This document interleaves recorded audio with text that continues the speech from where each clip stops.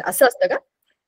नाही, इतकं सोपं नाही. आता ते त्यामध्ये कसं, फॉर एक्झाम्पल मला मराठीतलं नाव नाही माहिती. आठवलं, वन विभाग अधिकारी त्यांची मुलाखत घ्या व त्यांचा जीवन प्रवास अभ्यासा. आता आम्ही कुठून अभ्यासणार आहे? कसं लिहायचं तेच समजत नाही मग. ओके, म्हणजे असे असे लोक ज्यांना तुम्ही ओळखत नाही त्यांच्याबद्दल तुम्ही मुलाखत घेऊन त्यांना काय सांगाल आणि त्यांचा जीवन प्रवास काय लिहाल असं वगैरे असतं काय? बर, गुड. ठीक आहे, पण त्याच्यामध्ये काय तुम्ही स्वतःच्या मनानेच ते सगळं लिहिणार आहे, मग त्याच्यात काय चुकल्यासारखं आहे? सगळंच बरोबर आहे ते. त्याचं काय एक्सपेक्टेड उत्तर त्यांनी कुठे सांगितलंय? बट आपल्याला काय माहिती त्यांचा जीवन प्रवास कसा असेल. कोणाच? आता मला एक उदाहरण सांग बरं. मी एक जनरल ट्रिक सांगते, मी काय केलं असतं हे सांगते. एक वन विभाग तुमच्या परिसरातील वन विभाग अधिकारी यांच्याशी भेट द्या व त्यांचा जीवन प्रवासाबद्दल त्यांच्याशी संवाद साधा व त्यांची मुलाखत घ्या. बघा, जनरल ट्रिक अशी आहे, एखाद्या अशा गव्हर्नमेंट ऑफिशियल किंवा आता हे वन्य विभाग अधिकारी किंवा एखाद्या पोलीस अधीक्षक असे जे लोक असतात ह्यांच्या मुलाखतीमध्ये काही गोष्टी कॉमन असतात.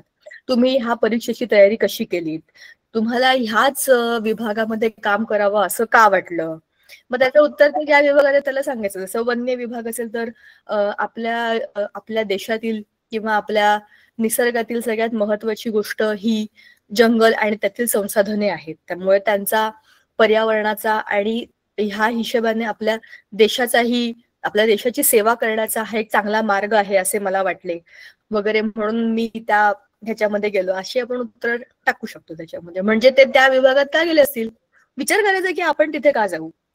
बघा, प्रश्न असेच असतील जिथले लोक काहीतरी करतात. म्हणजे एखादा समाजसेवक आहे की जो अपंग विद्यार्थ्यांसाठी किंवा गरजू विद्यार्थ्यांसाठी किंवा ज्येष्ठ नागरिकांसाठी काहीतरी करतायत, अशा संस्थेतल्या चालकांची तुम्ही मुलाखत घ्याल तर प्रश्नातच उत्तर आहे की त्यांनी अशा माणसांची सेवा करण्याचं का ठरवलं असेल. Yes ma'am. मग आपण तेवढे चांगले सेन्सिटिव्ह आणि इमोशनल लोक आहे तर आपण विचार उत्तर सांगू शकतो. सो म्हणजे मला हे समजलं की आपल्याला काय त्यांच्या आयुष्यामध्ये काय, पण मग आपण आपली स्टोरी बनवू शकतो. एवढे पिक्चर कशाला होतो आपण, डोकं चालवून कुठेतरी लिंक मध्ये लावू शकतो आपण आणि त्याला चांगलं मांडायचं, असं म्हणण्याचं की खरी खरी स्टोरी वाटली पाहिजे.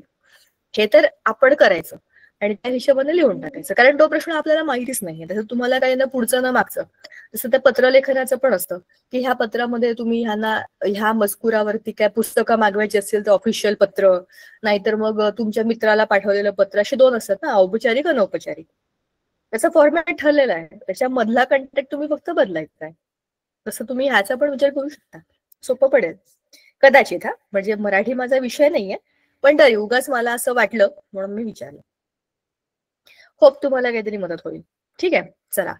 मागच्या वेळेला आपण आपलं केमिस्ट्रीचं रिव्हिजन वेलकम केमिस्ट्रीचं रिव्हिजन सुरू केलं होतं आणि तुम्हाला जो धडा असा थोडा माहिती होता थोडा माहित नव्हता, त्या धड्यापासून आपण सुरुवात केली होती मेजरमेंट ऑफ मॅटर, बरोबर ना? बघा, आपल्याला आता आपण आज ना रिव्हिजन करणार आहे. तुमची परीक्षा ऑलरेडी सुरू झालेली आहे, बरोबर? तर माझ्या अंडर जे जे धडे येतात ते कोणत्या कोणत्या आहेत आणि त्यातलं आपण आज काय काय करू शकतो हे जरा बघूया आपण. सी, ऑलरेडी आपण मेजरमेंट ऑफ मॅटरचं रिव्हिजन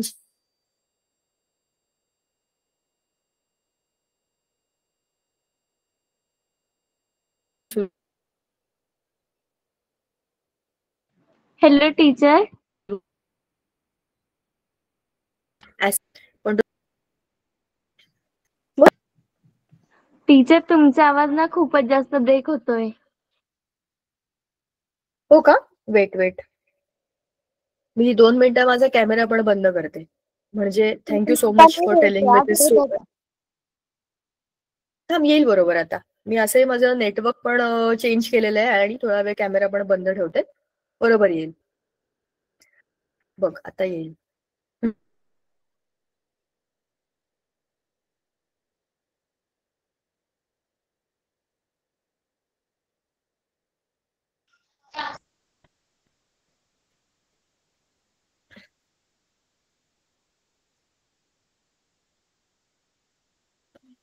माझा आवाज येतोय का आता? यस मॅम, येतोय. ग्रेट. चला, क्लासिफिकेशन ऑफ प्लांट्स बद्दल तुम्ही मला सांगणार आहात, ठीक आहे? कारण तो धडा मी तुम्हाला नाही शिकवला, तुम्हाला काय माहिती ते मला ऐकायचंय. Energy flow in an ecosystem, useful and harmful microbes आणि एन्व्हायरमेंटल मॅनेजमेंट. एक ह्याच्यातला आपला शेवटचा भाग राहिलाय ना, ते ह्याच्या खाली जा, त्याच्या खाली जा, तो वाला भाग बाकी आहे ना, तो आपण करूया का मग आता? कारण आपल्याला ह्याचं रिव्हिजनच घ्यायचंय सगळ्यांचं. एन्व्हायरमेंटल मॅनेजमेंट तुम्हाला लक्षात आहे ना, आपण बोललो होतो.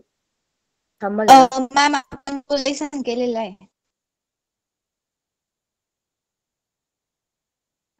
हो, पण हे नाही झालंय आपलं. हे आपण मागच्या वेळेला पण बोललो होतो. हाच पार्ट बाकी आहे आपला. बाकी सगळं झालंय या धड्यातलं, की डिझास्टर मॅनेजमेंट मध्ये काय करायचं इथपर्यंत आपलं झालेलं आहे. हे सगळं आपण बोललो होतो. ह्या वेगवेगळ्या रंगाचे डस्टबिन ठेवायचे, त्याच्यामध्ये तो कचरा टाकायचा, हे आपलं झालं होतं, राईट? डिझास्टर मॅनेजमेंटसाठी आपण तयार राहायचं, हे पण आपलं बोलून झालं होतं. पण आपली ही चित्र डिस्कस करायची बाकी आहेत. We haven't discuss this first aid to disaster victims. हे नाही केलंय आपण. So let's do it now. कारण आता ह्याच्या पुढे तुमचं लेक्चर असेल का मला नाही माहिती, आणि पेपरला हे वेगळं येणार नाही, केमिस्ट्री आणि हे बायोलॉजी एकत्रच येणार आहे. तर हे करून घेतलं तर आपलं त्याचं रिव्हिजन आणि हे असं एकत्रच होऊन जाईल, हो की नाही? पटकन बघूया ना.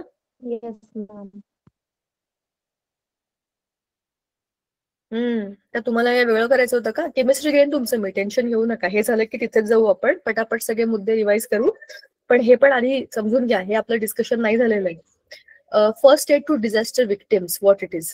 सगळ्यात पहिल्यांदा तर याचा अर्थ काय आहे? कुठलंही डिझास्टर असलं, झालं, कुठली अशी नैसर्गिक विपत्ती आली, खूप पाऊस पडलाय, भूकंप झालाय, दुष्काळ झालाय, किंवा काही ब्रिज पडला, काही होऊ शकतं, काही होऊ शकतं. अशा म्हणजे भूकंपाविना सुद्धा ब्रिज पडला, रस्त्यामध्ये काहीतरी अपघात झाला. तुम्ही असे काही काही व्हिडिओज किंवा शॉर्ट्स बघितले असतील, लोक हाय स्पीडने जातात आणि ब्रिजवरून डायरेक्ट खाली जाते गाडी. तो अशा पद्धतीचा जो खाली पडलेले दुसऱ्या गाड्यांवर जाऊन झालेले ऍक्सिडेंट गाडी खालच्या सगळ्या करून टाकतात ते. त्याचा परिणाम होतो मागच्या पुढच्या. तर असे सगळे जे असतात विचित्र सिच्युएशन, त्याच्यामध्ये तुम्ही काय फर्स्ट एड तुमच्याकडे असलं पाहिजे आधी समजून घ्या. Disaster management is action implemented through proper planning, organised activity and coordination. It includes the following: prevention of losses and danger. सगळ्यात पहिल्यांदा तर आपल्याला हे बघायचं की कुठलाही लॉस नाही व्हायला पाहिजे आणि कुठलेही डेंजर नाही आणखी क्रिएट व्हायला पाहिजे.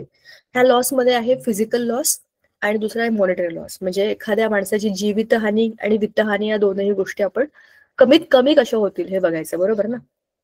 शक्यता आहे की तिथे डिझास्टर मध्ये हे सगळं गेलं असणार आहे, पण त्यातही आपण होप्स ठेवून जायचं की नाही आपण काहीतरी करणार आहे, बरोबर? आणि त्याच्यामधनं उद्भवणारे दुसरे काही भयंकर डेंजर असतील तर त्यांना थांबवणं हे त्यातला सगळ्यात पहिला मुद्दा आहे. Improving tolerance. अशा सिच्युएशन मध्ये ना आपल्याला हव्या तशा गोष्टी होत नाहीत. मला काहीतरी करायचंय, मला काहीतरी ऍक्टिव्हिटी करायची आहे. समजा आपण एक अतिशय वाईट सिच्युएशन बोलूया. मी तुम्हाला बोलले होते बघा की माझ्या ओळखीमध्ये एक ताई आहेत, त्यांच्या लहानपणी तो खिल्लारीचा भूकंप त्यांचं घर पडलं होतं. त्या मला काल भेटल्या होत्या, मी पुन्हा त्यांना विचारलं त्याच्याबद्दल. तर त्या सांगत होत्या की त्यांची आई अशी इथपर्यंत फसली होती त्या ह्याच्यामध्ये, आणि त्यांचे बाबा काढत होते त्यांना, उकरून उकरून काढत होते. त्यांच्या बोटाची नखं तुटून गेली. काढायला काय आहे? काहीच नाही ना, सगळंच काढलं गेलंय, घरच पडलंय, त्याच्यामध्ये आपली लोक फसली आहेत. तर त्यांना काढतानाची किती भयंकर परिस्थिती असेल. तर इम्प्रूव्हिंग टॉलरन्स. आपल्या मनाप्रमाणे तिथे काहीच होत नाहीये, ही सिच्युएशनच अशी आहे की ती आउट ऑफ कंट्रोल गेलेली आहे.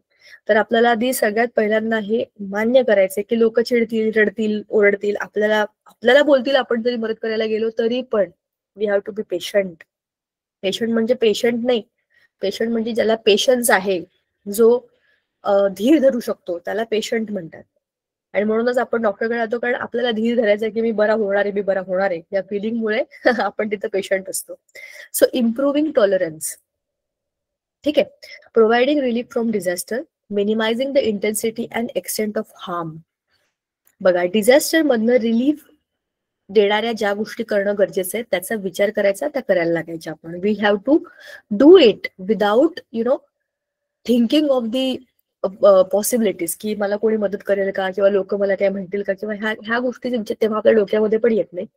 पण आपण जेव्हा हे करतो तेव्हा आपल्याला आपल्या बाजूने डिझास्टर कंट्रोल करायचे, मॅनेज करायचे आणि त्याच्यामधनं कमीत कमी हार्म कशी होत असेल ह्याचा विचार करायचा.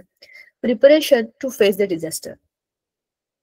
असं होऊ शकतं, भूकंप झाला, बिल्डिंगा पडल्या, आपण तिथे गेलो मदत करायला आणि पुन्हा भूकंपाचे धक्के बसले, पुन्हा असं होऊ शकतं ह्याच्याकरताही तयारीत राहायचंय. म्हणजे ऑलरेडी ती सिच्युएशन खराब झाली आहे ना, आपण ती बरी करायला चाललोय, पण परत काहीतरी होत असेल तर आपण त्याच्यामध्ये तयार राहायचे की असं होत असेल तर आय एम देअर रेडी. परत असं झालं तर मग मी काय करेन. म्हणजे आता आपल्या बॅगेमध्ये त्या सगळ्या गोष्टी पाहिजे ज्या आपण बोललो होतो फर्स्ट एड किटमध्ये, औषधं, दोऱ्या, टॉर्च, बरोबर. या सगळ्या गोष्टी ज्या गरजेच्या आहेत त्या सगळ्या आपल्याकडे पाहिजे. पाण्याची बाटली, 2-4 बिस्किटचे पुडे. Immediate action in the disaster situation. Emergency मध्ये काय केलं पाहिजे याच्याकरता डोकं, डोळे आणि आपले हातपाय सगळं एकमेकांच्या कोऑर्डिनेशन मध्ये काम करता यायला पाहिजे. जसं की आताच मी एक काहीतरी त्या दिवशी काल का परवा मी बघितली एक न्यूज की कुठल्या तरी ठिकाणी आग लागली. आय थिंक साऊथ मध्ये कुठेतरी झालं ते. आय डोंट नो काय, मला पूर्ण न्यूज नाही वाचता आली. ती कुठेतरी आग लागली आणि 2 मुलं तिथे अडकलेली होती. तर तो माणूस धावत जाऊन त्याने त्या मुलांना वाचवलं. एक साधा सामान्य माणूस होता. बाकीचे लोक विचार करत होते, काही लोक फोटो काढत होते, व्हिडिओ काढत होते. It was not about thinking of the situation की मी काय करू, इमिडिएटली काय करू शकतो आपण, आजूबाजूला ज्या परिस्थितीतनं जे मार्ग मिळतील तेच वापरून आपल्याला जायचंय तिथे, हो की नाही. शिडी नाहीये, अमुक काय करू, धमुक काय करू, असं करून तुम्ही डिझास्टर वरती मात नाही करू शकत. अशी इमर्जन्सी कुठे येऊ शकते. आपल्या घरामध्ये पण अशी इमर्जन्सी सिच्युएशन आली तर आपण काय करणार, ह्याच्याकरता आपलं डोकं चालू असलं पाहिजे. ठीक आहे ना. घाबरून जाऊन किंवा पॅनिक होऊन अशा गोष्टींना आपण नाही फेस करू शकत. We have to be strong mentally and physically. Assessment of damages and intensity of the disasters. बघा, असेसमेंट तुम्हाला ते चेक करायचंय की काय काय डॅमेजेस झालेत आणि किती प्रमाणामध्ये झाले, त्याची इंटेन्सिटी काय. बिल्डिंगा पडलेल्या दिसतात तुम्हाला, घरं पडलेली दिसतात, तुम्हाला दिसतंय की डॅमेज झालेलं आहे. ची इंटेन्सिटी काय आहे त्याच्यामध्ये तुम्हाला कोणी दिसतंय का, कोणाचे आवाज येत आहेत, कोणी दबल्यासारखं दिसतंय, कोणाचे हात, म्हणजे ती आपण इमॅजिनच करू शकतो की ती किती हॉरिबल सिच्युएशन असेल, पण आपण त्याच्याच बद्दल बोलतोय ना आता. म्हणजे अशी माझी अजिबातच इच्छा नाही. तर मी तर समर्थांना म्हणते कधीच असं कोणाच्याच बाबतीत होऊ नका. पण तरी सुद्धा जर झालं आणि आपण तिथे असो वाचवायला, तर मग आपण कसला विचार केला पाहिजे की तिथे काय आहे त्याचा आधी आपल्याला अंदाज घ्यायचा आहे. Arranging for rescue work and help. अशा वेळेला तुम्ही एकटे किती किती ठिकाणी पळणार, you have to be with your team. तर स्वतः बरोबर असे कोण लोक येऊ शकतात, त्यांच्या बरोबर तुम्हाला कोऑर्डिनेट करून काहीतरी बॅकअप प्लॅन, कोणातरी बोलवणं, फोन करणं, पोलिसांना बोलवणं, इमर्जन्सी सर्व्हिसेसला बोलवणं, त्याच्याकरता इमर्जन्सी नंबर माहिती असणं, या सगळ्या गोष्टीची आपल्याला माहिती असायला पाहिजे. आपल्याला एकच नंबर माहिती आहे, 100. पोलिसांना इमर्जन्सीमध्ये आपण फोन करतो, पण तो जो असतो तो आपल्या सेफ्टीसाठी पोलिसांनी केलेला नंबर असतो. मेडिकल इमर्जन्सीचा वेगळा असतो, रोड सेफ्टीचा वेगळा असतो. असे खूप सारे नंबर असतात जे आपल्याला माहितीच नसतात. ते आपण माहिती करून घ्यायला पाहिजे, आपल्या घरात लावून ठेवायला पाहिजे, जे की सगळ्यांना माहिती होतील. बरोबर. रिहॅबिलिटेशन अँड रिबिल्डिंग हे आपल्या हातात नाहीये आणि इट्स अ लॉंग प्रोसेस. त्या ताई मला काल सांगत होत्या, आम्ही म्हणजे त्यांच्या आजी तिथे, म्हणजे त्यांच्या आईचं माहेर बाजूच्या गावामध्ये होतं. जेव्हा त्यांना समजलं रात्री 3 वाजता तो भूकंप झाला आणि सगळं गाव तिथे दबलं, बसलं खाली ते. तर जसं सकाळी लोकांना समजलं, तिकडच्या आजूबाजूच्या गावांमधले सगळे नातेवाईक जवळपासचे आले ना धावत आपल्या लोकांना बघायला. तर ह्यांचे मामा आले होते. तर म्हणाले एवढ्या मोठ्या पिशवीमध्ये दशम्या घेऊन आले होते. सगळे लोक जे तिथे बसले होते, कोणी कुठे, त्यांना सगळ्यांना जशी एक पोळी अर्धी पोळी सगळ्यांना दिली आणि आम्हाला आमच्या मामाच्या घरी घेऊन गेले. आणि नंतर आम्हाला जेव्हा आणलं तेव्हा आम्हाला असं कॅम्पमध्ये, असे उघड्यावर सगळे कॅम्प होते, त्याच्यामध्ये अशा छोट्या छोट्या झोपड्यांमध्ये आम्हाला असं ठेवलं होतं. काल आम्ही एका कार्यक्रमाला गेलो होतो रविवारी. तो एक संघ शताब्दीचा जो कार्यक्रम होता त्याच्यामध्ये आम्ही गेलो होतो. तिथे आम्ही मैदानावरती ते मुलांचे खेळ वगैरे बघितले. तर त्या म्हणाले आपण तिथे मैदानामध्ये बसूया आणि आपण चहा घेऊया. म्हटलं मैदानात खाली का बसायचंय मातीमध्ये, एक तर गार हवा फार होती. त्या म्हणाल्या खूप दिवस झाले आम्ही असं बसलो नाहीये. मग त्या तिथे मला सांगत होत्या की ताई अशा मोकळ्या याच्यामध्ये टेंट लावले होते, त्याच्यामध्ये आम्ही बसलो होतो. ते मला आठवण, असं अंगावर काटा आला की कशी परिस्थिती असेल त्या ऑलमोस्ट माझ्या वयाच्या आहेत. तेव्हा त्या 4-5 वर्षाच्या वगैरे असतील ना जेव्हा हे सगळं झालं, 5-6-7 वर्षाच्या असतील. सो म्हणजे त्यांच्या मेमरीमध्ये ते मोकळं मैदान, त्याच्यात आपण बसलोय, आपण खातोय, ही मेमरी अशी आहे जी आपल्यासाठी अशी किती मोकळं आहे, किती थंडी आहे, किती आजूबाजूला काहीच नाहीये, आपण कुठेच जाऊन बसू शकत नाही, ही आपली त्या सिच्युएशनची विचार करण्याची एक कॅपॅसिटी आहे. पण त्यांच्यासाठी ते त्यांच्या लहानपणीच्या आठवणीतला तो मुद्दा आहे की अशा याच्यामध्ये आपलं टेंट होतं, त्याच्यामध्ये आपण आपल्या फॅमिली बरोबर राहिलो. सो असं आहे. आणि ते रिहॅबिलिटेशन आणि रिबिल्डिंग याला खूप वेळ लागतो. ह्याच्यामध्ये ना आणखीन एक महत्वाची गोष्ट असते, मेंटल लॉस. आपण कष्टाने तुमचं कसंही घर असू द्या रे, म्हणजे साधं 2 बांबू आणि त्याच्यावरती झावळ्या जरी लावल्या असतील ना नारळाच्या, तरी ते घर असतं माणसाच्या. त्या घरामध्ये माणसाचे इमोशन्स असतात. एक छोटासा कोपरा, त्याच्यातली एक छोटस वस्तू, एक भांड, एक माठ, काही एक जरी वस्तू घरामध्ये आपली असली ना, त्याच्यात आपला जीव असतो. ते घरच मोडलं तर त्या माणसाचं कसं इमोशनल लॉस किती मोठा आहे त्याच्यामध्ये. आणि त्याच्यामध्ये जर एखादी आपल्या घरातली व्यक्ती गेली तर मग फारच मोठा लॉस येतो, हो की नाही. सो अशा ह्याच्यातनं रिहॅबिलिटेशन, त्याच्यामध्ये फक्त घर बांधून देणं एवढंच नसतं. त्याच्यामध्ये लोकांना इमोशनली उभं करणं, त्यांच्या हाताला काम देणं, ह्या गोष्टी पण असतात. म्हणून हे छोटं काम नाही, हे बरेच दिवस चालतं. ठीक आहे. आता आपल्याला आहेत basic principles of first aid. Life and resuscitation, ABC, त्याच्यात 3 रूल आहेत: एअरवे, ब्रीदिंग आणि circulation. If the victim has difficulty breathing, the head should be held in the backward sloping position, or the chin should be raised so that the respiratory passage remains open. चला आता ह्याच्याकरता आपण एक मुद्दा आपल्या दैनंदिन अनुभवातला बोलूया. जेव्हा आपल्याला सर्दी होते, सगळ्यांना आपल्याला माहितीये, हा मला तर आज झाली आणि का झाली माहित नाही, संध्याकाळीच माझं नाक जाम झालं. शी, आता मला अजिबात आवडत नाही सर्दी झालेली. माझा आवाज पण बदलल्यासारखा वाटतोय मला. तुम्हाला वाटतंय का? नाकात बोलल्यासारखं वाटतं. नाही वाटत आहे? Thank God. I just hope की माझी सर्दी उद्या निघून जाईल. आज कोजागिरीचे चंद्रमामा माझी सर्दी घालून टाक. तर आता जेव्हा सर्दी होते, तुम्ही जेव्हा झोपता बघा, सर्दी झाल्यावरती झोपल्यावरती आपलं नाक जाम होतं. मग काय करतं, तुम्ही कधी छोट्या मुलांना पण बघितलं असेल ना, तर ज्या बाळाला सर्दी झाली ना, त्याला आई असं घेते, म्हणजे डोकं वर आणि बॉडी खाली स्लोप मध्ये. किंवा ते बाळ झोपलं ना की त्याला उशीवर ठेवतात, म्हणजे डोक्याखाली उशी ठेवतात, जेणेकरून त्याचं नाक असं वरती राहतं आणि मग रेस्पिरेशन सुरू होतं. नाही तर खाली डोकं असलं ना आपलं, खालच्या याच्यामध्ये, तर नाक बंद होतं आणि मग श्वासोच्छवासाला त्रास होतो. बरोबर. म्हणजे जेव्हा एअरवे तुम्हाला बघा, आपण आईच्या पोटात जेव्हा बाळ असतं की नाही, तेव्हा ते स्वतः श्वास नाही घेऊ शकत. तेव्हा ते आईच्याच मार्फत सगळं तसं सुरू असतं. पण जसं बाळ जन्माला येतं आणि तो पहिला श्वास घेतं, जेव्हा रडतं, तेव्हा त्याचं रेस्पिरेशन सुरू होतं. ज्या वेळेला रेस्पिरेशन बंद होतं त्यावेळेला माणूस गेलाच ढगात. मग काय पाहिजे? रेस्पिरेशन सुरू व्हायला पाहिजे. असं होतं ना, खूप प्रेशर आहे, दाब पडला, सिस्टीम बंद पडला, रेस्पिरेशन बंद होतं, पण माणूस मेलेला नसतो. त्याला तो धक्का बसलेला असतो त्याच्या शरीराला, बॉडीला एकदम शॉक, की तो नाही काही करू शकत, त्याची सिस्टीम काम नाही करू शकत. मग ते काम करण्याकरता काय करायचं? त्याला अशी मदत करायची की त्याची बॉडी रुटीनला येईल आणि त्याला हेल्प होईल, श्वासोच्छ्वास परत सुरू होईल. म्हणजे एअरवे शुड बी ओपन. तुमचं ब्रीदिंग सुरू झालं की तुम्हाला हळूहळू ऑक्सिजन मिळणार, तुमचं सगळं हळूहळू सुरू होण्याचे चान्सेस वाढतात. बरोबर. दुसरं आहे breathing. If breathing has stopped, the victim should be given artificial ventilation by mouth to mouth resuscitation. बरं, हे तुम्हाला माहिती असेल, माउथ टू माउथ ब्रीदिंग म्हणजे इथून तोंडामध्ये श्वास सोडणं, म्हणजे असं करून त्याला ब्रीदिंग द्यायचं, जेणेकरून इथला त्याचा पॅसेज जो आहे ना, आपण बघा ना, नाक बंद झालं की तोंडाने श्वास घेतो. कुठून तरी तुमचं रेस्पिरेशन सुरू व्हायला पाहिजे. तुम्ही त्याला असं थोडं अपवर्ड पोझिशन मध्ये ठेवलं, त्याचं नाक तुम्ही सुरू केलं, पण नाही, श्वासोच्छ्वास तुम्हाला असं वाटतंय की बंदच आहे, इट इज नॉट वर्किंग. मग काय करायचं? तोंडाने श्वास द्यायचा, त्याला ब्रीदिंग सुरू करायचं तुम्ही त्याचं एक प्रकारे, जेणेकरून त्याचं सिस्टीम सुरू होईल.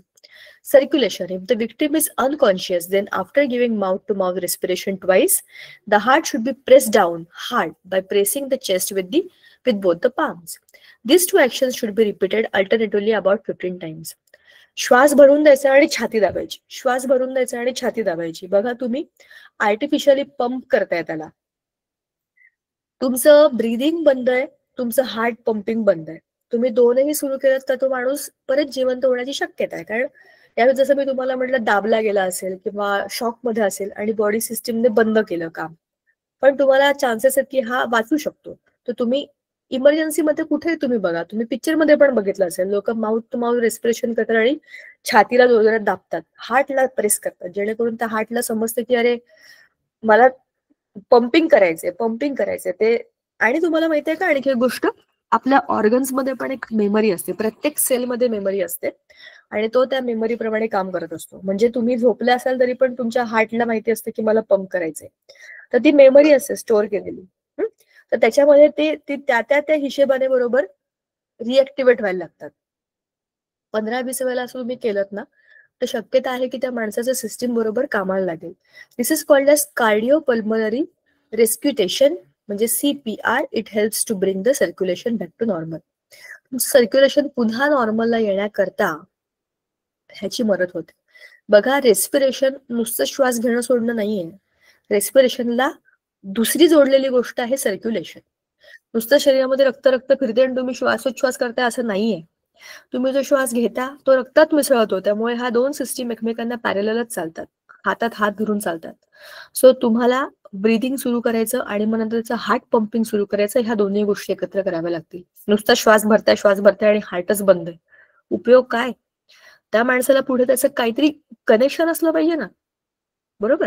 सो असं एकत्र करावं लागतं. Bleeding, if the victim is injured and bleeding through the wound, then the wound should be covered with an antiseptic pad and pressure applied on it for 5 minutes with either thumb or palm. हे तर आपण एरवी पण करतो. एखादी जखम झाली म्हणजे रक्त भळभळ वाहतंय, त्याला दाबून धरतो आपण जोरात. एकतर आपल्या घरामध्ये फर्स्ट एड असतं, सगळ्यात चांगलं असतं हळद लावतो, दाबून धरतो, बरोबर?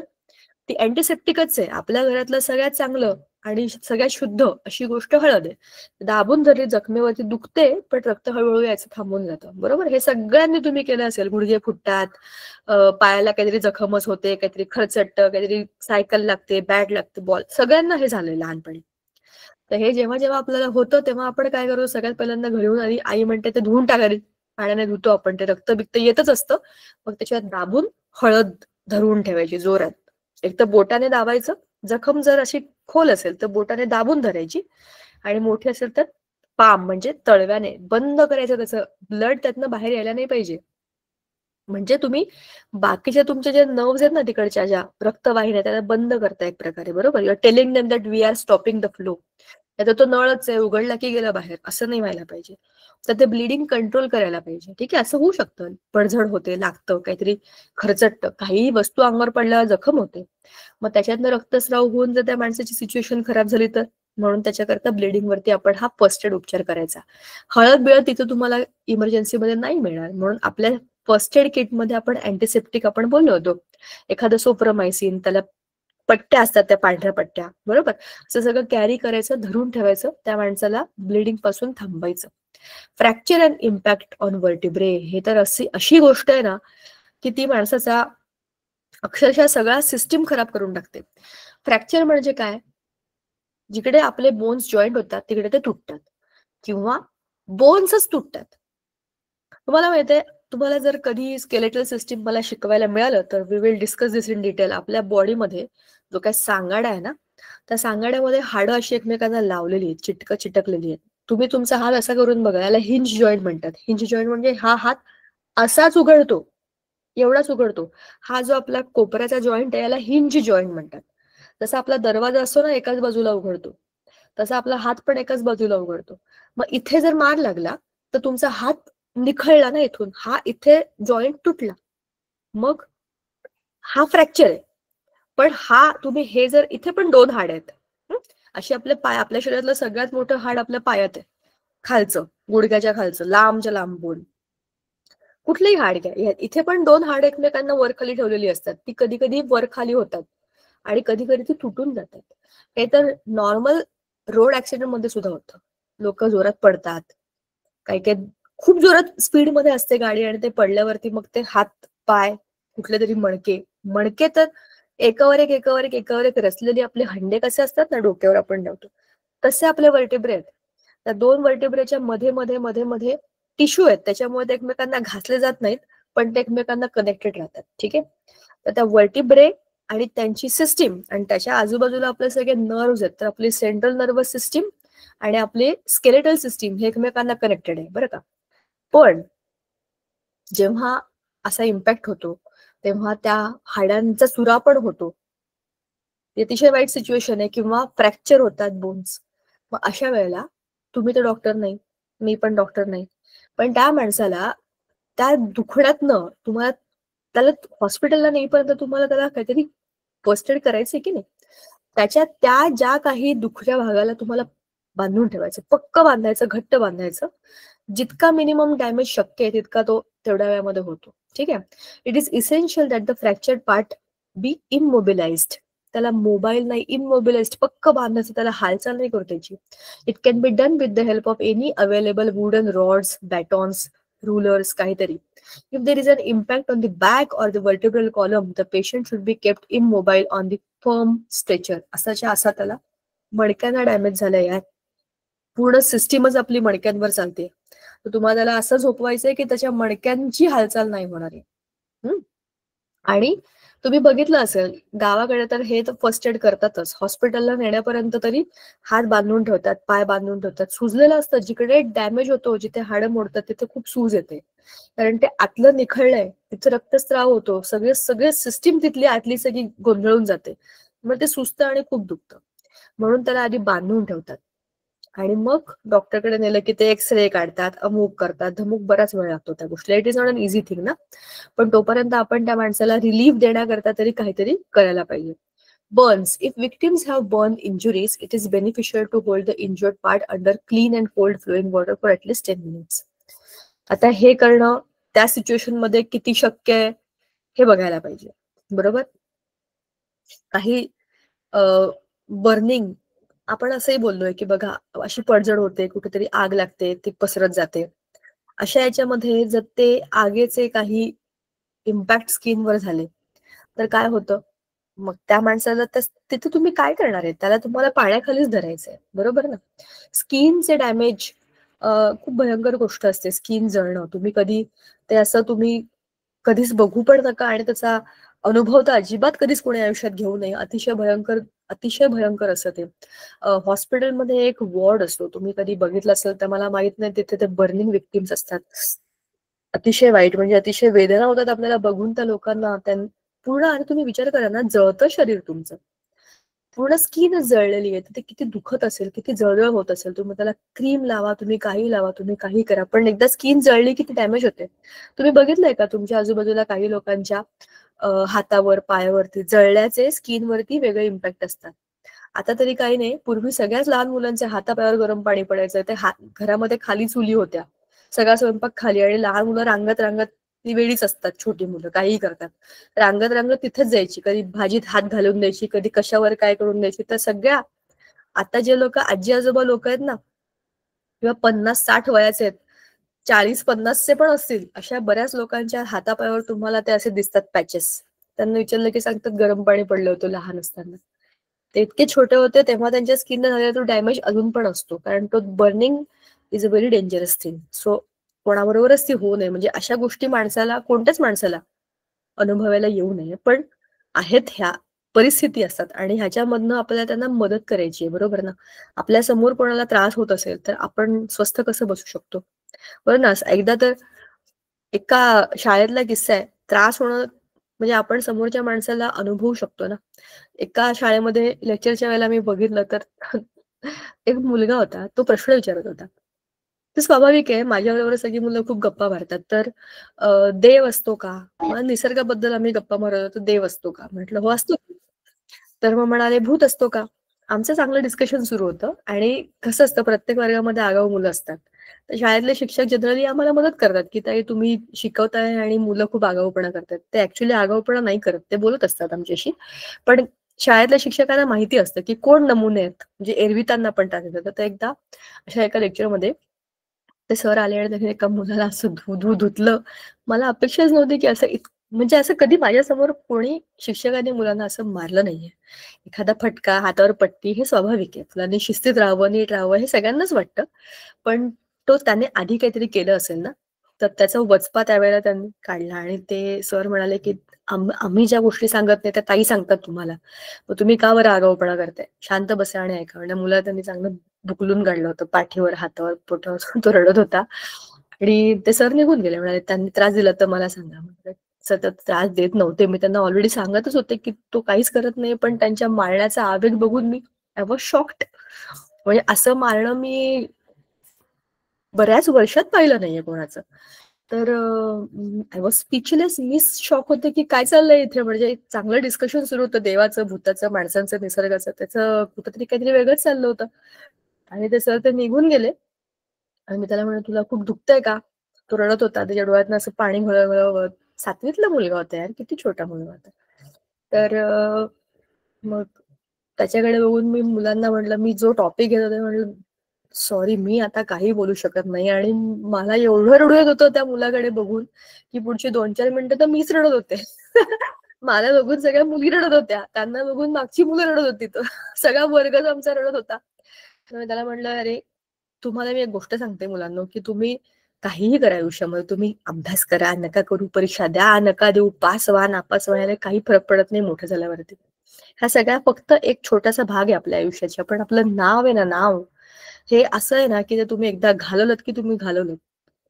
आणि ते होतं काही मुलांच्या बाबतीमध्ये, ते होतं हा तोच असेल, तर त्याने काही केलेलं नसतं. पण कधी कधी तो खरंच काही करत नाही, पण ते एकदा कान पडलं, नाव पडलं ना की पडलं. त्या मुलाला म्हणलं मी तुला डॉक्टरकडे घेऊन जाते, तू चल माझ्याबरोबर. त्याला मग तो असाही माझं लेक्चर सुरू होतं तर तो गेला.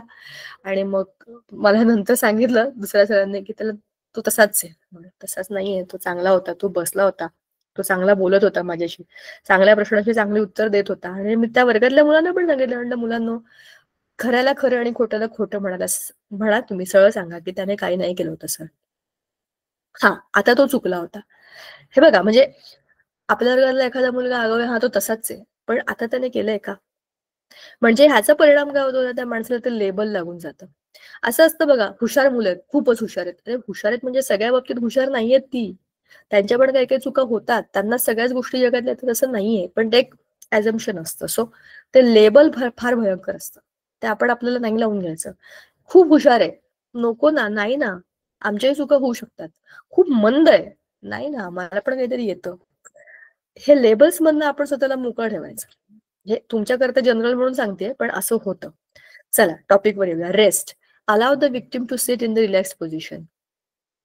Sprains, twisting, contusion, the rice remedy. बघा, ट्विस्टिंग म्हणजे काय, ह्याच्यामध्ये मसल्स स्प्रेन होतात, मसल्सला होणारी इंजुरी आहे ती.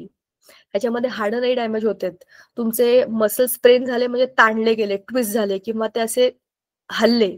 तर ह्याच्यामध्ये काय होतं, डॅमेज होतं कशाला, ऑर्गनला. पण मग त्याच्यामध्ये काय करायचं, allow the victim to sit. आपण पण बघा ना, धावता धावता पाय मुरगळतो, मग काय करतो आपण, खेळायला जातो, थांबतो, बसतो, त्याला कोणतरी क्रीम लावतं, मलम लावतं, तेल लावतं, आपण तसं शांत बसतो. मग त्याला थोडं थोडं एक्सरसाइज करवतो आणि मग परत आपला पाय रुटीनला आणतो. बरोबर. Apply and ice pack to the injured part. बर्फ लावायचा, बर्फाने शेकायचं. हे एक उलटच आहे, तुम्ही जरा शोधून काढा. आपण दिवाळीच्या सुट्टीनंतर जेव्हा भेटू तेव्हा मला याचं उत्तर सांगा. आईस पॅक का लावतात, आईस तर थंड असतो. आणि थंड वस्तू एखाद्या जखमेवर का लावाव्या, विचार करून सांगा मला. Compression. After the ice pack treatment the injured part should be massaged gently. थंड बर्फ लावून झाला, त्याच्यात त्याला हलक्या हलक्या हाताने मसाज करायचा. आणि ते जे स्प्रेन आहे, जे मसल्सची इंजुरी आहे ती कमीत कमी रिकवर व्हायला पाहिजे, त्याला परत रेग्युलरला आणायचं, असं करायचं. Elevate. The injured part should be kept in the rest or elevated position. जिथे लागलाय तो भाग जरा वर ठेवायचा. हे आपण एरवी पण करतो, जेव्हा आपल्या हाताला पायाला लागलेलं असतं, आंघोळ करताना आपण हात वर ठेवतो, तिथे धक्का नाही लागला पाहिजे. ओके, नाही. Now how to transport victims or patients. So this is the picture that we had discussed, we have not discussed, and this is the picture that reminded me की आपलं बाकी आहे. ह्या पिक्चरवरूनच ते मला आठवलं होतं. बरं, आता बघा ह्याच्यात काय आहे. एखाद्या माणसाला जखम झालीये आणि तुम्ही त्याला कुठेतरी नेणार आहात, हॉस्पिटल नेणार आहात, गाडीपर्यंत नेणार आहात. तर काय करायचं, सगळ्यात पहिले cradle method, useful for children and underweight victims. छोटी मुलं ज्यांचं वजन कमी, एकदम म्हाताऱ्या म्हाताऱ्या आजी आजोबा असतात, त्यांना तुम्ही असं उचलून घेऊ शकता. क्रॅडल म्हणजे असं कडेवर घेणं, उचलून घेणं. ठीक आहे. Carrying piggy bag, piggy bag असते ना आपली, मागे असते. Useful for carrying patients who are unconscious, ज्या माणसाला शुद्ध नाहीये, तुम्ही त्याला पाठीवर टाकलं, वेताळासारखा तो बसून राहतो, तुम्ही त्याला घेऊन जाऊ शकता. ठीक आहे. Then human crutch method. If one of the legs is injured, the victim should be supported with the minimum load on the other leg. ज्या पायाला लागलंय, समजा हा पाय दुखराय, त्याचा दुखतोय, तर ह्या पायाला धक्का नाही लागला पाहिजे, पण ह्या पायाने तो त्याला सपोर्ट दिला, असा घेईल, तिरका घेईल. मग एका पायाने चालेल, दुसरा पाय फक्त उडवत उडवत नाही, म्हणजे खाली त्याला टेकवायचं नाहीये, फक्त न्यायचंय, पण पाय सोडून तर येऊ शकत नाही ना. म्हणजेच काय, त्याला हळूहळू न्यायचंय आणि सपोर्टिंगला असं घ्यायचं की जो दुखणारा भाग आहे तो वरच्या बाजूला राहील. ठीक आहे. पुलिंग और lifting method, this is used for carrying an unconscious patient through the short distance. कमी अंतरावरती न्यायचंय तर 2-3 लोकांनी त्याला धरून लिफ्ट करणं किंवा पुल करणं, खेचत घेऊन जाणं किंवा उचलून घेऊन जाणं, ह्याच्याकरता एक नाही 2 माणसांची गरज असते. दोघांनी हात धरा, दोघांनी पाय धरा आणि उचलून घेऊन जा. ठीक आहे. देन सी, हे खूप महत्वाचं आहे, हे आपल्याला माहिती असलं पाहिजे. Carrying on 4 hand chair, this is 4 hand chair. 2 ह्याचे 2 ह्याचे असे 4 हात आहेत ना, म्हणजे असा दंड धरायचा, या हाताने दुसरा दंड धरायचा. असंच त्या समोरच्या माणसाचे पण 2 हात असतील तर तो असा आपले दोन्ही हात धरेल, जेणेकरून तिथे एक स्क्वेअर बनेल. See, this is a square. हे तुम्ही करून बघा, तुमच्या घरातल्या ताई दादा आई बाबा कोणाला तरी ह्या सगळं आटपलं की आज रात्री असा स्क्वेअर बनवून बघा, आणि त्या स्क्वेअरवरती समोरच्या माणसाला बसता येतं, म्हणजे it is the seat for the person who can sit on it, म्हणजे तो बसण्याकरताची जागा बनते त्याच्यामध्ये. मग तो दोन्ही खांद्यांवरती मानेच्या भोवती हात टाकून त्याच्यावर बसू शकतो आणि आपण त्याला उचलू शकतो. ठीक आहे. This is useful when support is needed for the part below the waist. कमरेच्या खालच्या भागामध्ये जेव्हा गुडघा दुखलाय, पाय दुखतोय, चालूच शकत नाही तो माणूस, तर त्याला तुम्ही असं उचलून घेऊ शकता. Carrying on 2 hand chair, useful for those patients who cannot use their hands but can hold their body upright. ते त्यांचे हात नाही वापरू शकत आहेत, आता हाताला इंजुरी झाली आहे पण बॉडी सरळ ठेवू शकतात, तर मग अशा लोकांना तुम्ही असं उचलून घेऊन जाऊ शकता 2 हाताच्या चेअरवरती, असं दोन्हीकडून पुढून मागून पकडून घेऊन जायचं त्यांना. ठीक आहे. Then methods use by the fire brigade. अच्छा, हे फायर ब्रिगेड वाले लोक हे करतात, असं असं उचलायचं, मागे टाकायचं खांद्यावर. हे एकदम टिपिकल विक्रम वेताळाची पोझिशन आहे. त्या विक्रमच्या पाठीवर तो वेताळ बसलेला असतो ना मागून, माहितीये ना विक्रम वेताळ, तसं दिसतंय ते. म्हणजे त्या माणसाला उचलून घेऊन जायचं, simple. Then the stretcher in an emergency. If the conventional stretcher is not available, then a temporary stretcher can be made using bamboos, blankets, etc.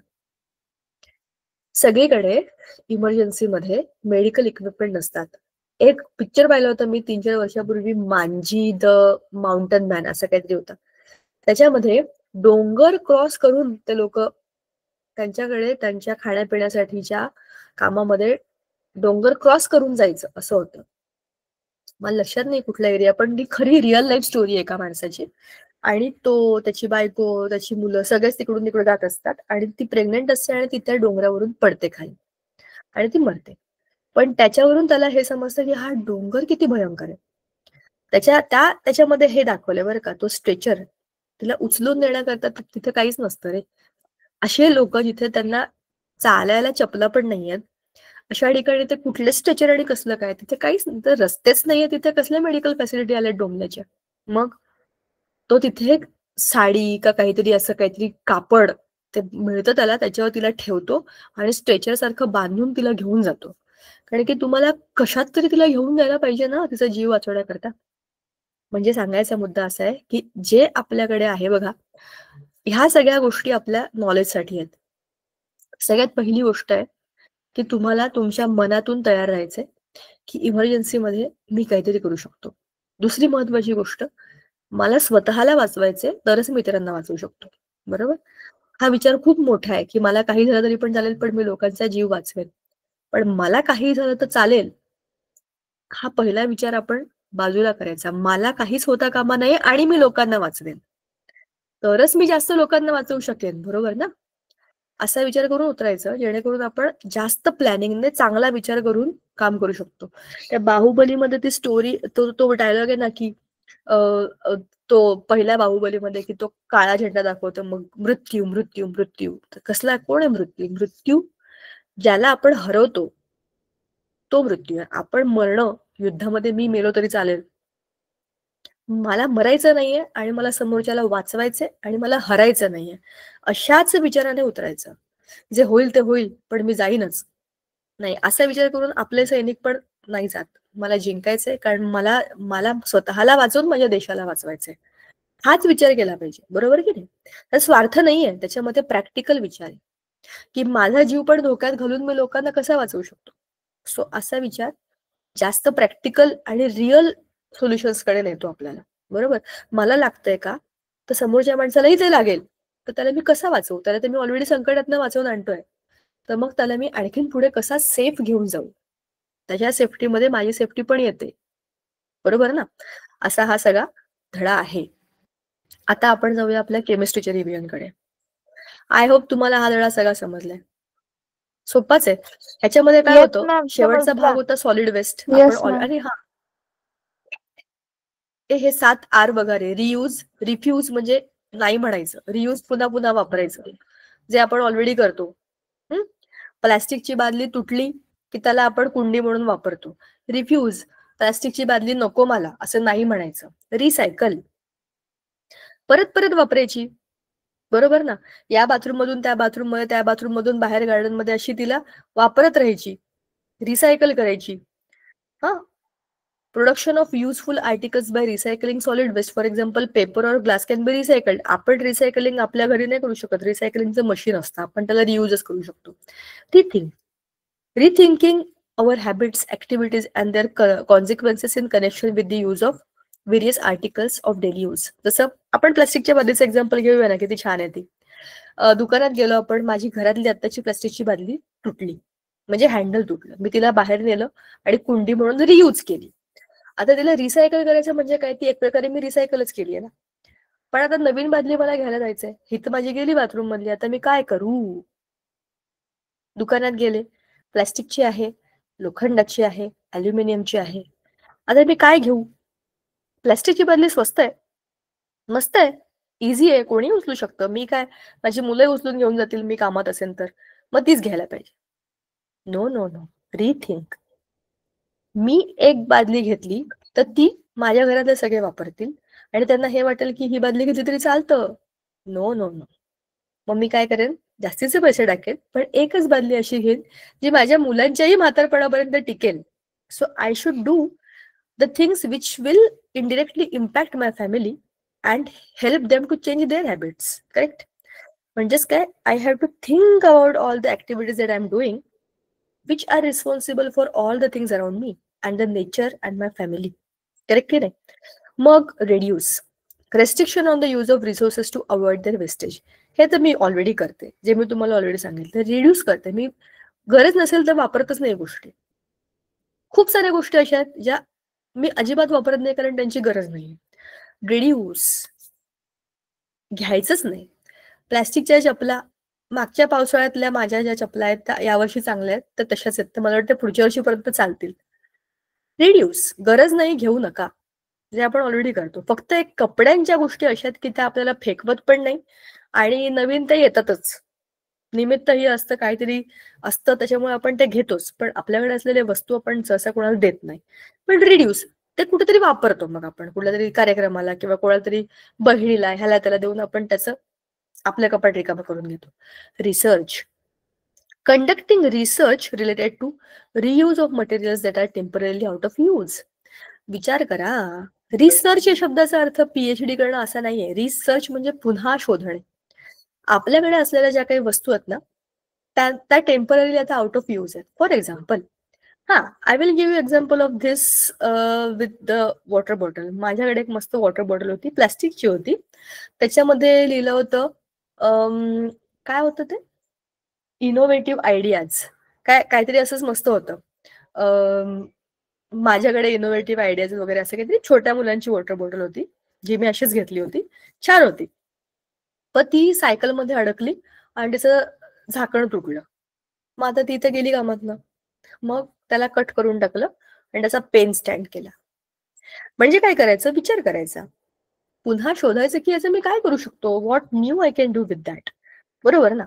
म्हणजेच काय, keep on thinking, research, reuse कसा करता येईल, रियूज कसा करता येईल, reuse कसा करता येईल, ह्याच्याकरता पुन्हा पुन्हा शोधत राहणं. रेग्युलेशन अँड पब्लिक अवेअरनेस हे तुमच्यासाठी आहे. तुम्हाला हा धडा का दिलाय, you should know about it, should apply that in your life and you should regulate all this things in your real life. ठीक आहे. आता हे काहीतरी ब्लू वाला वाचूया आपण, इम्पॉर्टंट दिसते. Following 3R mantras, reduce, reuse, recycle, जे आपण ऑलरेडी बोललो. Throwing plastic wrappers of chocolates, ice creams, biscuits etcetera into dustbins, avoiding littering, इकडे इकडे फेकणं, कचरा फेकणं. तसं नाही करायचं, डस्टबिन मध्येच टाकायचं. ते मी पण करते. माझ्या पर्समध्ये, कारमध्ये, बॅगेमध्ये खूप सारा कचरा असतो, तो घरी आला की मी डस्टबिनमध्ये टाकते, काहीच बाहेर फेकत नाही ना. Avoiding the use of plastic bags and instead using cloth bags or bags prepared from the old sarees, bedsheets, curtains, etc. त्या चांगल्या स्ट्रॉंग पाहिजे, नाही तर त्याच्यामध्ये बटाटे घेतले आणि खाली फाटली असं नको. कपड्याच्या बॅगा, पण कापड कोणतं ते तर बघा. सो असा विचार करून आपण ते काम बनवायचं. Using both sides of the paper for writing, हे तर मी खूप करते. मी काहीच फेकत नाही. मी तुम्हाला त्याच गोष्टी सांगते ज्या मी करते. कुठलाही पेपर फाडत पण नाही. I don't like to torn off any paper. अजिबात फाडायचे नाही. ते एक पेपर फाडणं म्हणजे आपण त्या झाडाचा अपमान करणं, ज्याच्याकडनं ते पान बनलंय. बरोबर ना? आपण झाडं कापतो पानं बनवायला. एकीकडे आपण म्हणतो आम्ही विज्ञानाचा अभ्यास करतो, आम्ही पर्यावरणाचा अभ्यास करतो, आणि दुसरीकडे आपणच पानं फाडतो. No no, reuse it, think about it. विचार करा, त्या पान पडल्यामुळे कदाचित त्या झाडाला दुःख होईल ना? नाही. मग त्याच्यावर लिहा तुम्ही आणि ते तुमच्याकडे ठेवा. गरज नसताना पानं फाडायचीच नाही अजिबात. खूपच इमर्जन्सी असेल तर ती पाठपोट असतात ना मधली, तीच, आणि ती पण गरज असेल तरच. नाही तर सरळ सांगायचं की हेच पान आहे माझ्याकडे, बिनधास्त. तुम्हाला एक गोष्ट सांगते, खरा खरा किस्सा आहे. रेझ्यूम बनवतो ना आपण, म्हणजे रेझ्यूम माहिती का तुम्हाला? रेझ्यूम देतात. आपण कुठल्या तरी जॉबसाठी गेलो किंवा कॉलेजमध्ये गेलो तर तुमचं सगळं शिक्षण काय वगैरे अमुक काय, याच्याकरता एक रेझ्यूम बनवतात. त्याच्यामुळे तुमचं नाव, गाव, फळफूल सगळी माहिती असते. जनरली कुठल्या पण तुम्ही जॉबसाठी गेलात ना, ते इंटरव्ह्यू मध्ये तुम्हाला म्हणतात रेझ्यूम दाखवा. तुम्ही मेल केला असेल, व्हॉट्सअप केला असेल, तरी पण हार्ड कॉपी दिखा. ते हार्ड कॉपी मध्ये मुलं काय करतात, सगळेच लोक इथून तिथून सरसकट एका पानावर एक असा प्रिंट काढतात. मी पण गेले होते एकदा. तर मी माझ्या रेझ्यूमची प्रिंट काढायला गेले दुकानदाराकडे आणि त्याला ते पाठवलं व्हॉट्सअपवरनं की हे बाबा मला याची प्रिंट दे. तर तो म्हणाला ठीक आहे, रेझ्यूम आहे ना. म्हटलं हा, पण बॅक टू बॅक काढायचं, एका पानावर एक नाही काढायचं. मला म्हणाला असं काय करते, असं कोणी काढत नाही. म्हणलं असं मी करते. मी मुलांना सायन्स शिकवते, मी सांगते पानं वाया घालवू नका, तर मी पान वाया घालवणार नाहीये, मला असंच हवंय. तर मी ते रेझ्यूम घेऊन शाळेमध्ये गेले. तर ते म्हणाले की हे काय असं. म्हटलं कारण माझा विषयच तो आहे, मी जे करते तेच मी मुलांना सांगते. जर मागचं पान रिकामं ठेवलं त्याचा कोणाला काय फायदा आहे? तेच तुम्ही इथं पण वाचू शकता, ते तुम्ही तिथेही वाचू शकता. सो रेझ्यूम तोच आहे, पण तो एका पानात मावलाय. 2 म्हणजे 4 पानं मी वाया घालवली नाहीये. म्हणाले ओके गुड. म्हटलं थँक्यू. पण म्हणून तुम्हाला मी हे सांगते, हे आपण असंही करत नाही. जुनी पानं आपण काढून ठेवतो, त्याच्या वह्या बनवतो, त्याच्यामध्ये आपलं होमवर्क करतो, नोट्स काढून ठेवतो. तर आपण ते ऑलरेडी रियूज करतो. बरोबर. पेनाच्या बाबतीत पण बरं का मुलांनो, रिफिल वाले पेन जास्त प्रेफरेबल आहेत. आतली रिफिल तुम्ही बदलू शकता, बाहेरची बॉडी तशीच असते ना. म्हणजे तुम्ही प्लॅस्टिकचा वेस्ट कमी करता ना एका पद्धतीने. ठीक आहे. Using both side of paper for writing and reusing greeting cards and gift wrappers. Gift paper असतात. मला बर्थडेचं गिफ्ट मिळालं, त्याला रॅपर होता मस्त, त्याची मी चिकटपट्ट्या काढल्या आणि तो पेपर तसाच गादी खाली ठेवून दिला. दुसऱ्या कोणाचा तरी बर्थडे असेल, इमर्जन्सीला सांगितलं, उद्या संध्याकाळी बर्थडेला बोलवले, आता कुठे जाऊ मी? माझ्याकडे जी वस्तू आहे छान नवी, त्याला मी त्याच गिफ्ट पेपरने रॅप करून देऊ शकते इमर्जन्सीमध्ये. I need not run anyway. बरोबर. आणि आम्हाला आमच्या लहानपणी आमच्या घरी शिकवलं होतं की काहीच फेकायचं नाही, प्रत्येक गोष्टीची एक किंमत असते, हो की नाही? तर तेच मी अजूनही करते. Avoiding use of tissue paper and preferring to use one's own handkerchief. Tissue paper आहेत ते, आपल्याकडे हँकी असतात, छोटे टॉवेल्स असतात, ते वापरायचे. Using rechargeable batteries instead of lead batteries. Rechargeable batteries, आपल्या ज्या काही टॉर्चच्या बॅटरीज असतात त्याच्यापेक्षा रिचार्जेबल बॅटरीज असतील तर त्या टाकायच्या, बरोबर. Implementing various programmes of solid waste management and educating encouraging the family and society in this regard. हे तर मी करतच असते, जे तुम्हाला आता मी सांगते ते मी एरवी पण करते, हे तुम्ही पण करा. याचा खूप परिणाम होतो. लोक इनडायरेक्टली विचार करायला लागतात. Avoiding use and throw type of articles like pens, canned cold drinks, tetra packs should be strictly avoided. बघा, तुम्हाला सरबत पण माहिती आहेत का, आजकाल ती टेट्रा पॅक वाली सरबत येतात. आणि खूप सारे फूड आयटम्स, त्या कॅन्ड बॅग्स, कशाला एवढं सगळं करायचं. मला म्हणायचं जे नॅचरल फळं आहेत तेव्हा ती खा, ज्या सीझन मध्ये ती येतात त्या सीझन मध्येच ती खा, नंतर ती नाही खायची. त्याला प्रिझर्व करण्याकरता खूप केमिकल टाकलेले असतात. 12ही महिने आजकाल कलिंगड मिळतात, 12ही महिने आंबे मिळतात. आताच मागच्या 15-20 दिवसापूर्वी मार्केटमध्ये गेलं तर कैऱ्या आल्या होत्या. आता हे काही कैऱ्या येण्याचे दिवस आहेत का सांगा मला. पण कधीही काही मिळतं म्हणून खायचं का? नाही. मी तिला रेट विचारला कशा आहेत कैऱ्या, तिने सांगितलं, म्हटलं थँक्यू. मी उन्हाळ्यातच घेणार आहे. कितीही स्वस्त असू दे, कितीही महाग असू दे, आवडतं म्हणून ते खायचं आणि मग शरीराला त्याचा त्रास करून घ्यायचा असं करायचं नाही. ठीक आहे. ए मुलांनो, आपण एक 5 मिनिटं जायचं का, केमिस्ट्रीचं रिव्हिजन करायचं का? येस चालेल तुम्हाला? मॅम. तो धडा जो आहे तोही आपण कम्प्लीट करून टाकू. आपण सॉलिड वेस्ट मॅनेजमेंट आता केलंय. फक्त तुमचं मला हे ओके मॅम. क्लासिफिकेशन ऑफ काय मला माहित येस नाही, मॅम, दॅट यू सी. चालेल. बरं, आपण युजफुल आणि हार्मफुल बॅक्टेरिया ऑलरेडी बोललोय आपण, तो आपण चांगला केलाय धडा, बरोबर ना. त्यात रायझोबियम आहे, नंतर आपला यीस्ट आहे, that we know. Now let us go to ह्याच्या आधीचा आपला जो पोल्युशन वाला धडा, हे पण तुम्हाला माहिती आहे ना, nitrogen cycle. Nitrogen from the air goes to the life आणि त्याच्यामध्ये एंटर होतं, अमोनियाच्या फॉर्म मधनं रिलीज होतं आणि त्याच्यामध्ये रायझोबियम बॅक्टेरिया ऍटमॉस्फेरिक नायट्रोजनला कन्वर्ट करतात नायट्रेट्स आणि नायट्राइट्स या फॉर्म मध्ये, आणि तिकडनं ते मुळांमधनं प्लांट्स मध्ये जातात आणि प्लांट्स त्यांना ऍब्झॉर्ब करतात, ते फूड मध्ये येतात, ते आपल्याकडे येतं. म्हणूनच त्या लेग्युमिनस प्लांट्स म्हणजे काय, कडधान्य, त्याच्यामध्ये जास्त प्रोटीन का असतात, कारण त्यांच्या मुळामध्ये रायझोबियम बॅक्टेरिया असतात, बरोबर ना. हे सगळं आपण बोललोय. अशीच कार्बन डायऑक्साईडची सायकल आहे. कार्बन पूर्ण चक्र, बरोबर. ऍटमॉस्फिअर मधला कार्बन जमिनीमधनं बाहेर परत हे चक्र आहे. तसंच ऑक्सिजन पण आहे. ऑक्सिजन एअर मधनं, ब्रीदिंग मधनं, प्लांट्स मधनं पूर्ण गोल फिरतो. C this is the cycle. तुम्हाला चित्रामध्ये पण दाखवलेली आहे, दॅट यू ऑलरेडी नो. आणि आपण हे खूप छान डिस्कस केलं. तुम्ही त्याचे व्हिडिओ बघितले की तुमचं रिव्हिजन होऊन जाईल. ठीक आहे. आपण carbon cycle, oxygen cycle, biogeo cycle, बरोबर, ह्या सगळ्या बघितल्या होत्या. इकोसिस्टीम, अच्छा हे इम्पॉर्टंट आहे. ह्यातला एक फार महत्वाचा पॉइंट असा आहे की energy is a one way path, म्हणजे सूर्याकडनं आलेली एनर्जी तशीच पुढे जाते, ती परत जात नाही. So energy from the sun is travelling in the one path, unidirectional, ती परत जात नाही मागे. सूर्य आपल्याला देऊन टाकतो, फार मोठ्या मनाचा येतो. आपल्याकडे आले की ते सगळी एनर्जी कोणाकडे जाते, प्रोड्युसर्स म्हणजे प्लांट्स मधनं पुढचा 10% जातो प्रायमरी इटर्स, त्यांच्याकडे जी एनर्जी त्याच्यातलं 10% जातं सेकंडरी इटर्स. असं करत करत जे टर्शरी इटर आहेत त्यांना सगळ्यात कमी एनर्जी मिळते. का? मधली एनर्जी बाकीच्या प्राण्यांनी वापरली की नाही, त्यांच्या जगण्याकरता, त्यांचे रिप्रोडक्शन करता, त्यांच्या श्वासाकरता, प्रत्येक गोष्टीमध्ये ती वापरली जाते, म्हणून ती कमी होते आणि उरलेली ती हवेमध्ये पण रिलीज होते, बरोबर. नंतर आपण बघितलं होतं की there are food chains and food webs, बरोबर. हे सगळं आपलं ऑलरेडी झालेलं आहे. Energy flow in the ecosystem is a continuous process, बरोबर. Energy, the source of energy is sun, from that it goes to plants and from plants to entire food chain and food web. आणि जेव्हा हे सगळे मरतात तेव्हा the decomposition of the bodies occur and that goes back to the environment, बरोबर. असा तो energy flow आहे. मग Thallophyta, Bryophyta, you already know that. ठीक आहे. आता त्याच्यावरचा धडा, आपला धडा, केमिस्ट्रीचा धडा, तो सोपा आहे. ऍसिड बेस्ड सॉल्ट, आपल्याला त्याची सुरुवात मागच्या वर्षी झालेली होती.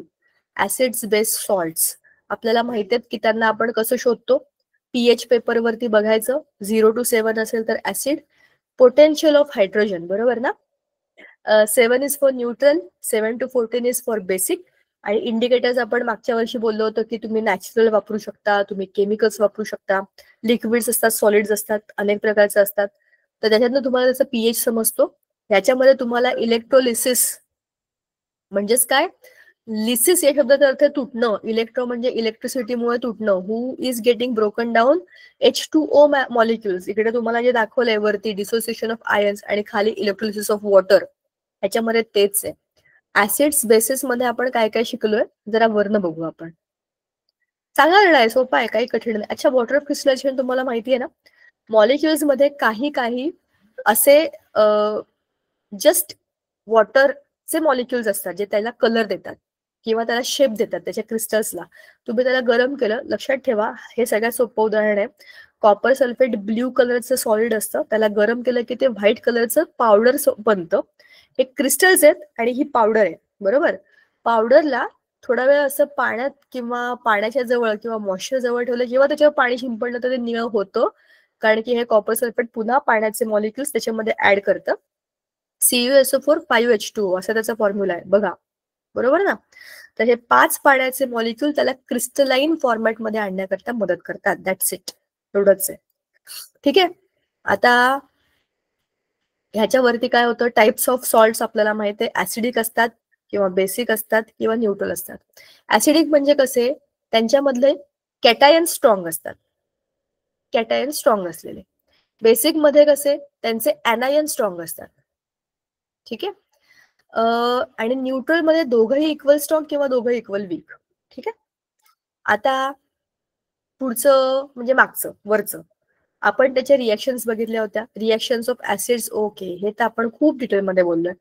ऍसिड्सच्या कार्बोनेट आणि बायकार्बोनेट्स ऑफ मेटल्स बरोबर काय रिएक्शन्स होतात, ऍसिड्सच्या मेटल्स बरोबर त्यांच्या bases with oxides of non metals, या सगळ्या केमिकल रिएक्शन्स आपण डिटेलमध्ये सोडवल्या तिथे. तुम्हाला लक्षात नसेल तर तुम्ही ते बघा. ठीक आहे. You see that video, you will get it very easily. आणि कसा H2 गॅस बनतो तुम्ही कसा चेक करू शकता, बर्निंग ऑफ, त्याच्यामध्ये तुम्ही एक बर्निंग कॅन्डल ठेवली की तो फटफट फटफट आवाज करतो, दॅट प्रूव्स की तो H2 गॅस आहे. अशा भरपूर गोष्टी आपण ह्यात बोललोय, बरोबर ना. आठवत आहे ना का मी एकटीच बोलतेय. हा, न्यूट्रलायझेशन आपल्याला माहिती आहे. Yes ma'am. Correct. When acids and bases react, they give salt and water, that is neutralization 100%. तेच आहे, त्याच्यामध्ये दुसरं काहीच बदल नाहीये. तुम्ही केमिकल रिएक्शन लिहून टाका. HCl plus NaOH will give you NaCl salt plus H2O water. हे पण आपलं झालेलं होतं. बाकी हे सगळं आपण मागच्या वर्षीचं बोललोय. ठीक आहे. We have discussed this in detail many times. आणि मागच्या वेळेला आपण जो धडा सुरू केला होता त्या धड्यामध्ये, अच्छा, ऍसिड आणि बेसिसच्या अर्हेनियसच्या डेफिनेशन आहे.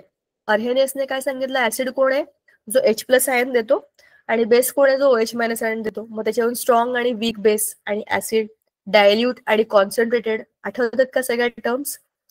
तर ह्या सगळ्या गोष्टी या धड्यामध्ये आहेत. आणि मग आपला वरचा धडा जो होता, जो आपण मागच्या वेळेला बोललो होतो, मेजरमेंट ऑफ मॅटर, त्याचा शेवट फक्त बाकी होता. आपण मोल कन्सेप्ट पर्यंत आलो होतो, मला चांगलं लक्षात आहे. तर मोल मध्ये काय होतं, त्याच मॉलिक्युलर फॉर्म्युलाचं जे काही वेट आहे, म्हणजे मॉलिक्युलर वेट, त्याला फक्त ग्रॅम मध्ये लिहायचं. That is your mole. Just see that once.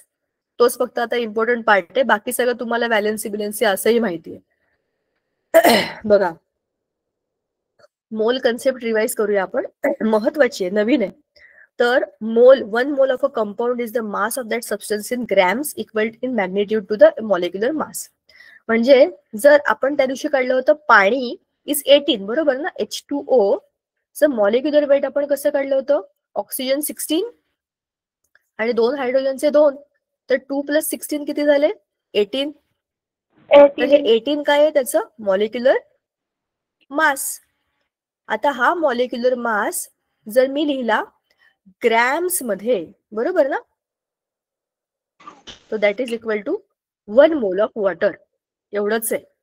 आता हे तुम्ही CO2 मध्ये 32, काय काय CO2 मध्ये 44 आणि कशा कशामध्ये ऑक्सिजन O2 मध्ये 32, असे जे जे काही तुम्ही घ्याल त्या मॉलिक्युलचा जो टोटल मॉलिक्युलर वेट आहे, if that you write in grams, then that will be your 1 mole of the substance. That's it. कोणता पण सबस्टन्स असू द्या तो.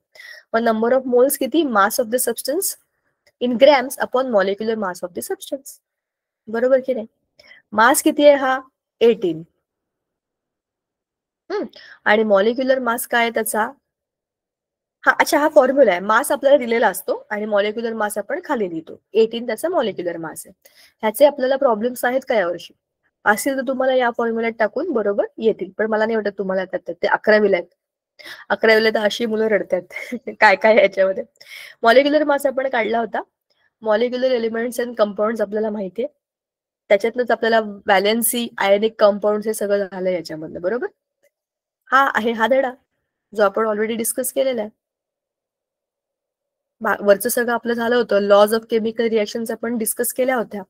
सो त्याच्यामध्ये ऍटॉमिक रेडियस कशी मोजायची, तर न्यूक्लियस पासून रेडियस पर्यंतचं जे अंतर आहे दॅट इज द सर्कलचं रेडियस, तेवढंच आहे त्याचं. आउटर मोस्ट शेल्सला आणि सेंटरला कनेक्ट करणारी जी काही रेडियस आहे तुम्ही बघितली ते तुम्हाला झालं, त्याचं ऍटॉमिक रेडियस तुम्हाला त्याच्यामधनं मिळते, बरोबर. सो अशा पद्धतीने आपला हा धडा पण झटपट रिवाइज झालेला आहे. So we have done revision of all the lessons. हे मुलांनो, मी स्क्रीन शेअरिंग केली होती ना आता? हा, केली होती. Yes ma'am. Yes ma'am. Best of luck for you. तुमचा छान अभ्यास झालेलाच आहे असाही, आणि तुम्ही चांगला अभ्यास करताच येस एरवी मॅम. सुद्धा. छान Thank you, पेपर ma'am. लिहा आणि दिवाळी नंतर आपण भेटूया.